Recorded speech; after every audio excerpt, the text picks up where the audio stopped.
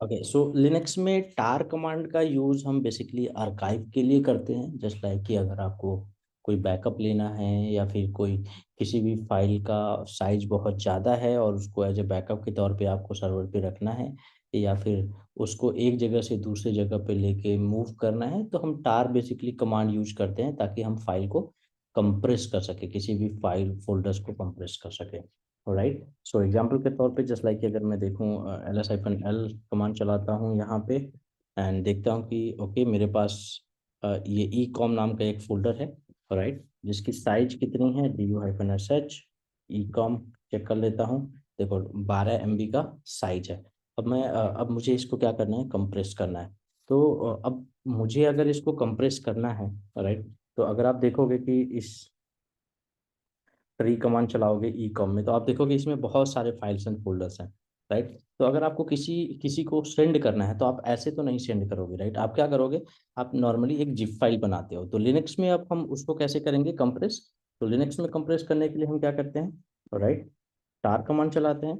टार space सी से होता है क्रिएट, राइट, जेड से आर्काइवल होता है। राइट, मीन्स कि कंप्रेशन का जो टाइप होता है वो क्या होगा, ओके, एंड वी अगर आप लगाते हो तो वर्बोज हो जाएगा। मीन्स आपको ये दिखेगा कि कौन कौन सा फाइल कंप्रेस हुआ है, इस फाइल के फोल्डर के अंदर कौन कौन सा फाइल कंप्रेस हुआ है, और एफ लगा दोगे तो फाइल बन जाएगा। राइट, तो हम अब यहाँ पे क्या करना पड़ेगा, ई कॉम डॉट टार डॉट जीजेड, तो ये एक्सटेंशन होता है। राइट, टार का जो हम क्रिएट कर रहे हैं जीजेड फॉर्मेट में। अब उसके बाद हमें लोकेशन देना है, किस फोल्डर को और कौन से लोकेशन को मुझे कंप्रेस करना है। तो मेरा फोल्डर जो है मेरे करंट डायरेक्टरी के अंदर ही है, तो मैं ये कमांड चलाऊंगा।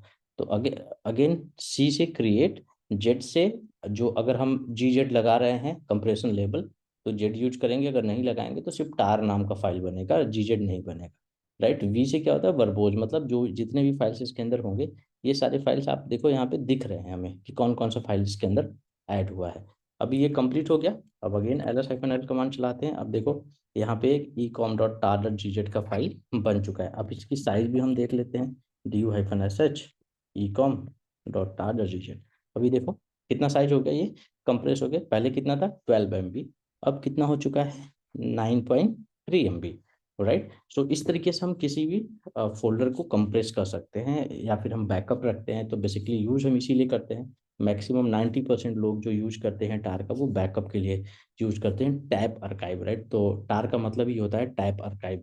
राइट, सो अब यहाँ पे हमने कंप्रेस तो कर दिया। अब अगर हमको इसको एक्सट्रैक्ट करना है, तो लेट्स सपोज हमने एग्जिस्टिंग फाइल को डिलीट मार दिया, rm-rf ई कॉम को मैंने डिलीट मार दिया। अब देखो यहाँ पे कोई भी एग्जिस्टिंग फाइल ई कॉम के नाम से नहीं है। अब मुझे ये स्टार को जो है ना अनकंप्रेस करना है। राइट, तो क्या करेंगे, टार कमांड चलाएंगे, उसके बाद जेड एक्स, एक्स क्या इसका मतलब होता है extract. Right, we, again we का मतलब होता है वर्बोज। अगर आप नहीं देते हो तो देखो क्या होता है, हम यहाँ पे वी नहीं लगाते हैं, चेक करते हैं कि क्या होता है। राइट, सो अब यहाँ पे मैंने दे दिया।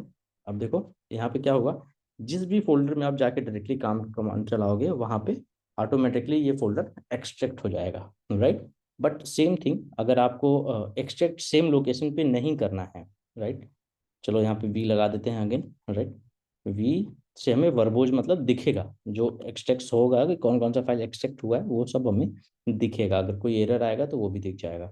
अगर मैं चाहता हूँ कि नहीं, मैं सेम डायरेक्टरी में एक्सट्रैक्ट नहीं करना चाहता हूँ, मैं चाहता हूँ किसी किसी दूसरी जगह पे डायरेक्टरी में एक्सट्रैक्ट करना चाहता हूँ, तो स्पेस -c कमांड लगाते हैं, कैपिटल सी, एंड देन वैर ओपीटी।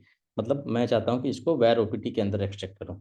अब मैं यहाँ पे ls-l कमांड चला के देखता हूँ कहाँ पे, वैर ओपीटी के अंदर, एंड देखता हूँ कि यहाँ पे देखो यहाँ पे ई कॉम फोल्डर बन चुका है। राइट, तो इस तरीके से हम टार कमांड का यूज करते हैं किसी भी फाइल और फोल्डर को कंप्रेस करने के लिए। आई होप आपको ये समझ में आ गया होगा। अगर कोई क्वेश्चन हो तो डेफिनेटली कमेंट करके पूछ लें।